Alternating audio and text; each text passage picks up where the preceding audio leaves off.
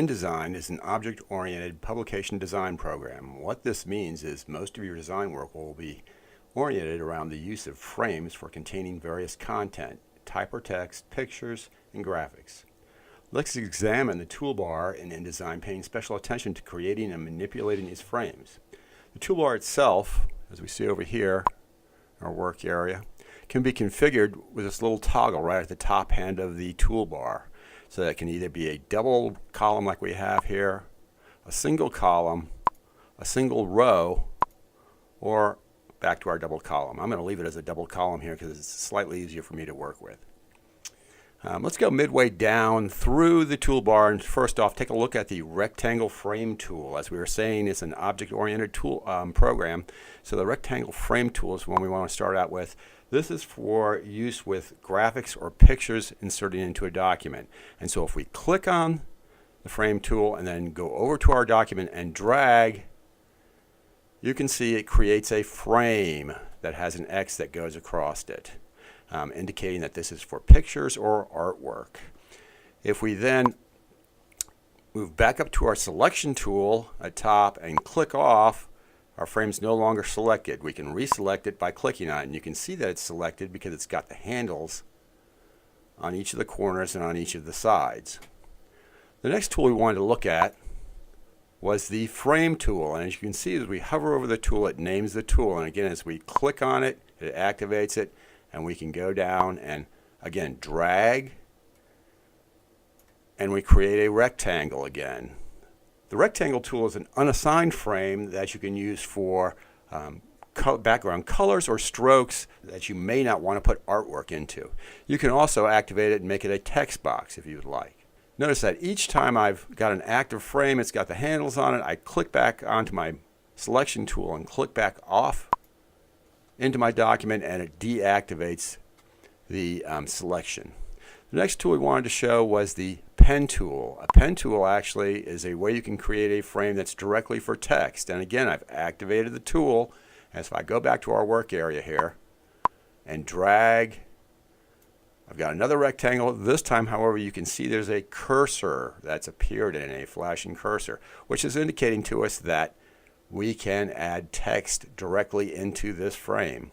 If I go back into my selection tool, I see that the frame is activated.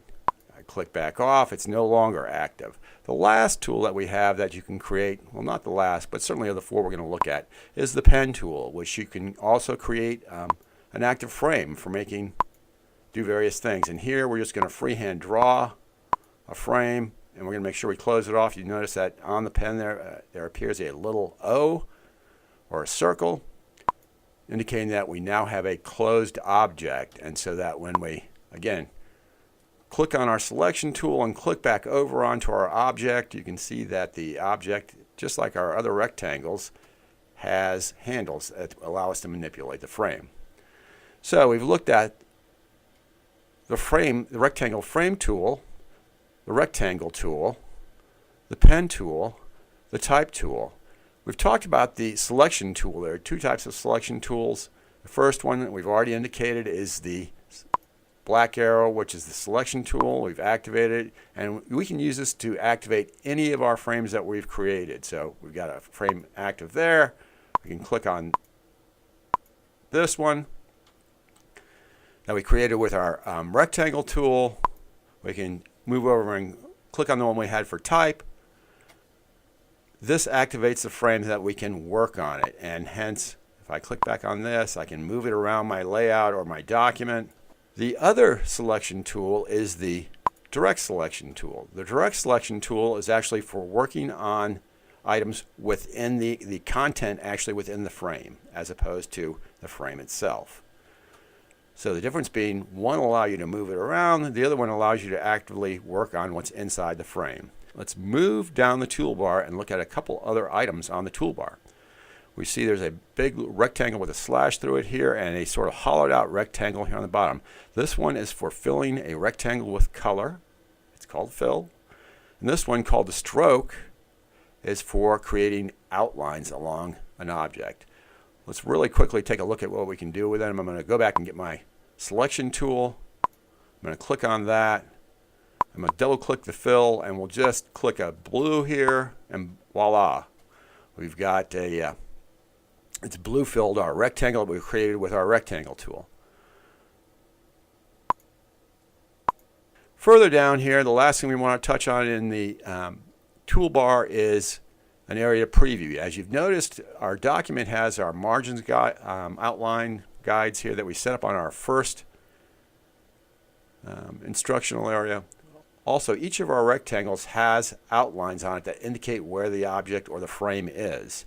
By going into preview mode, you can see it gets rid of all the guides that we had there, and we're seeing the document as it actually would be. If I click off that so it's no longer the active one, you can see that all we've got there is the outline on the one, and we've got the one we filled in outline. If I click back over, we're back over in what we'd call wireframe mode, where we can see everything.